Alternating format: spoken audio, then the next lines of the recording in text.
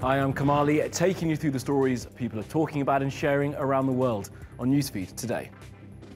Name and leader change alerts. Swaziland will now be called Eswatini. Why? Because the king says so. And the head of the Commonwealth could now be Prince Charles. Why? Because the Queen says so. We'll look at the monarchy in 2018. The Me Too movement, sexual harassment allegations caused the resignation of a minister in Japan, and one singer accuses another in Pakistan. We'll have the latest. You see, I would never say these things, at least not in a public address, but someone else would. Someone like Jordan Peele. We'll show you the software allowing people to make fake news look super real. And check out this waterhead. A clown of a crook uses a disguise not worth the name.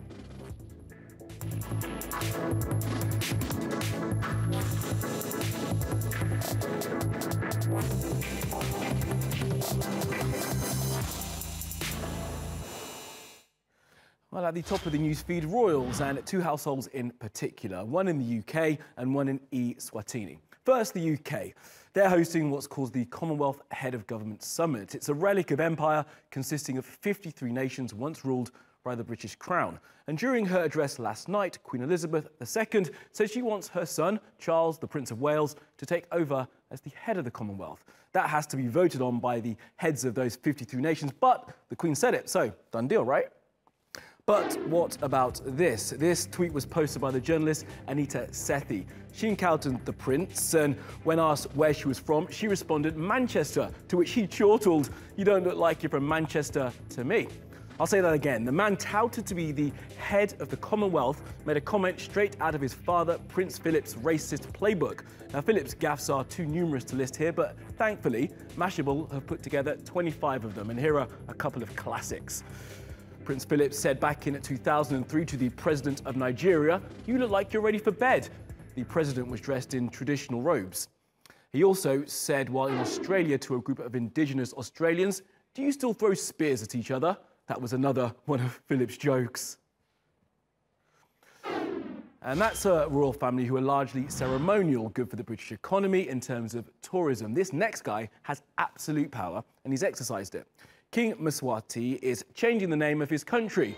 What was once Swaziland in southern Africa is now Eswatini, and it's still in southern Africa. Well, our Prince Philip Awira has some background and some of the online reaction.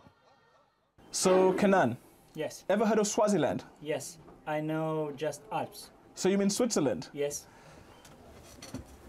So, many people like Kenan here have never heard of Swaziland, but it's been in the news lately. Here is why it matters today. Swaziland is a small landlocked southern African nation which is almost completely surrounded by South Africa and a stretch of Mozambique to the east. It's a kingdom ruled by King Mswati III, who is known for his lavish lifestyle in a country where half the people live below the poverty line. On Thursday, the king renamed the country to Eswatini to mark his 50th birthday.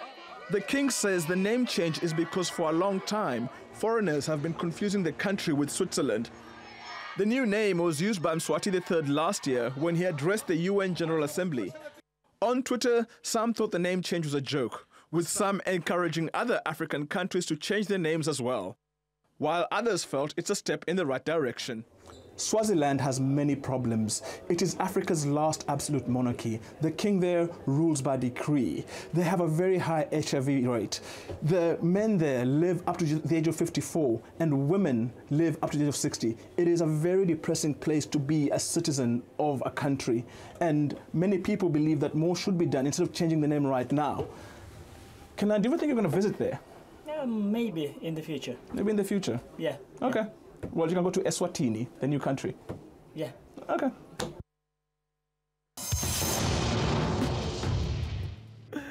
Maybe I'll go with them. All right, let's look at what else is trending on social media. Now, the memos written by the former head of the FBI after his meetings with President Trump have been published. I've been going through them, and although some of the details are redacted, they make for an amazing insight into the early days of the Trump presidency and into the way President Trump works. James Comey also published a memoir this week and has been on a media tour. The Prime Minister of New Zealand, Jacinda Ardern, wore a Maori cloak when she met the Queen last night, and the internet loved it. It's called a kahu huruhuru and is traditionally worn to donate power, prestige and sometimes patriarchy. So for a female head of state to wear one while pregnant has some commentators online saying it was powerful and subversive. Now, it was the warmest day in April in the UK for 70 years, and people did stuff like this, loving the guy in the bin. It was 29 degrees at its max, so it was shorts and socks and sandals to the office. But it's weird to have an early heat wave in the UK, and it had us thinking, is this now the new normal for the British summer, shifting to earlier in the year? Farmers have been affected, and climate change may well have something to do with it.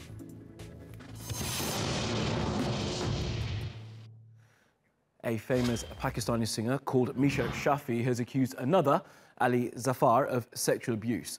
Misha Shafi wrote this on Twitter, to which Ali Zafar responded, categorically denying all the allegations against him. Well, Misha added that today I speak up because my conscience doesn't allow me to be silent anymore. And the hashtag #MeToo movement in Japan has been slow to build, but now a senior minister in the Shinzo Abe government has resigned. Junichi Fukuda is the Vice Minister of Finance, and a recording of him has been released of him harassing a female reporter. Now, the news adds pressure to Prime Minister Abe, and there are rumours that he's not long for the office. Michael Penn is in Tokyo. First, on Mr. Fukuda, Michael, why has he had to resign, and why do you think the Me Too movement's been so slow to burn and build in Japan? Well, Japan is a country where, according to almost every ranking of major industrial countries, has the lowest gender equality. So the reason why I think it's been slow to catch on here is because the position of women tends to be weaker than it is in most other countries at the same level. So, there is now, as you say, this trend is hitting, and today in particular force, both with the resignation of the top bureaucrat in the finance ministry, Mr. Junichi Fukuda, as you mentioned, and also heavy pressure on Finance Minister Taro Aso, whose response to these accusations and the issues have been rather tone-deaf to this point, which is a major blow for the Abe government as a whole, which hasn't been grappling with it very keenly so far. No, you say not grappling keenly, and you mentioned the disparity in terms of gender equality in Japan. I mean, is that just a legacy issue of Japanese society, that there is such a difference, a disparity between the genders? Well, it certainly has a long history. And this is, it's peculiar to Japan that women's movements have been weaker than they have been, even in other Asian countries nearby. So, clearly women do want stronger positions generally. And there are politicians, both among the opposition parties and even within Abe's own cabinet, who are taking up this cause at the moment. But there's the distance that must be traveled is a little bit longer than it is for most other countries. And as I mentioned, Shinzo Abe, there is pressure building on him. I mentioned this may not be long for his office. Just how damaging will this be to Mr. Abe? And just give us some insight into some of the other pressures that he's facing. Right. Well, there's no doubt that the Abe administration is under the heaviest pressure than it's been ever since he returned to power in December 2012. And his chances of being able to escape the various scandals do seem to be very slim at this point. Essentially, it's about half a dozen scandals at this point, most of them dealing with hiding documents, favoring friends, doing basically a bunch of corrupt practices. And this latest one, again, it has an issue of the fact that it happened in the finance ministry means that the finance minister also is the one who's on the line, but Abe can't really fire him because Aso is also a power broker behind Abe's administration. So it's a very tangled web of personal political connections, which is making it very difficult for Abe to do a lot to save himself at this point. A very complicated time ahead in Japanese politics. Michael, thank you for now. Now, a video has been produced to warn people about the dangers of fake news and how easy it is for software to be used to manipulate what we see and hear. Take a look. President Trump is a total and complete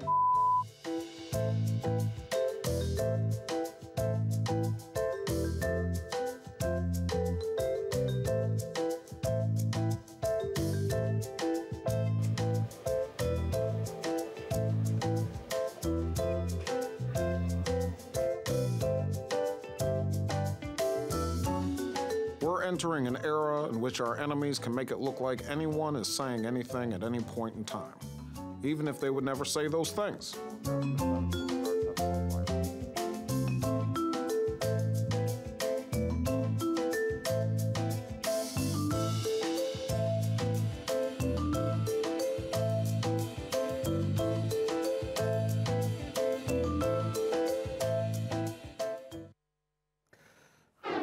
From one lie to another, and an Indian politician has made the ludicrous claim that the internet was invented in ancient India. You couldn't make it up, but he did. Have a look at this.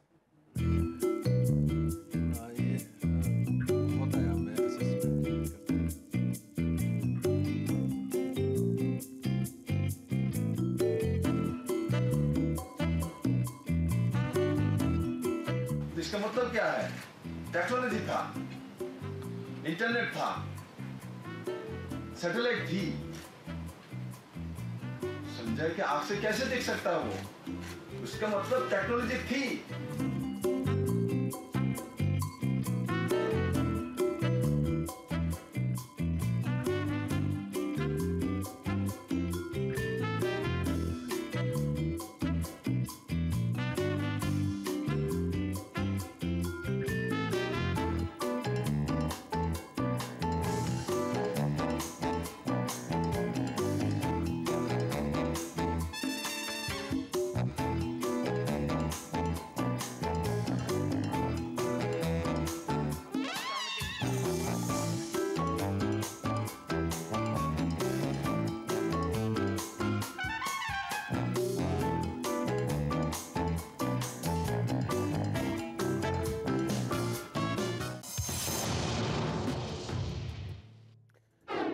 Let's take you around the world for some other stories you need to know this Friday.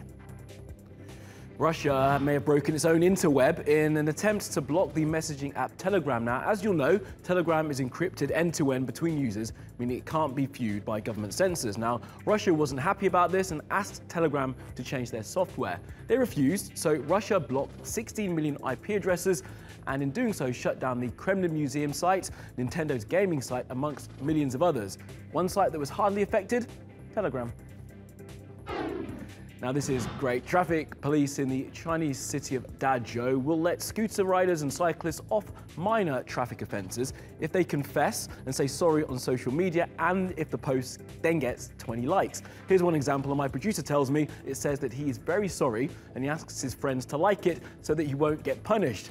He also adds that his friends should not follow his example and obey the rules of the road.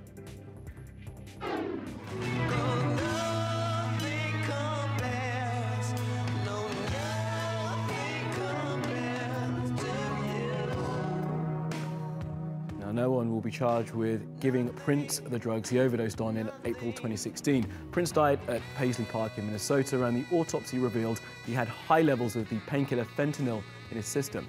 He'd been suffering from chronic hip pain and had been prescribed pain relief medicine.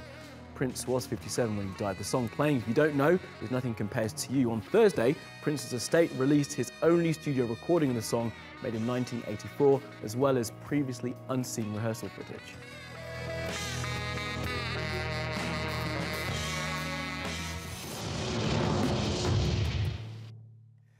And the award for the week's worst attempt at a disguise has to go to this guy. Now, he broke into a video game store in Georgia and, knowing there would be CCTV, thought he'd hide his face using a plastic bag mask. As you, the internet, and the cops can see, his face is clearly visible. Police-style lols there. That's all from the NewsFeed team. Do reach out to me with your questions, comments, complaints, and suggestions. I'm at Kamali Melbourne. You'll find us 24/7 on Twitter, YouTube, and Facebook. Follow, subscribe, and add. See you again on Monday. Have a good weekend.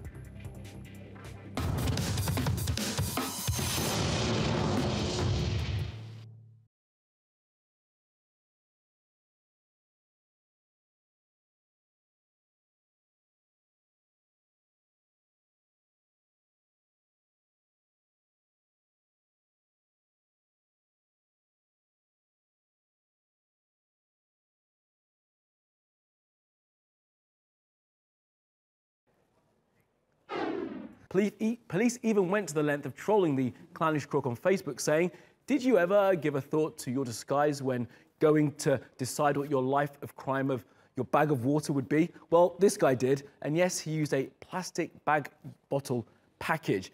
This puts a new meaning to the term waterhead.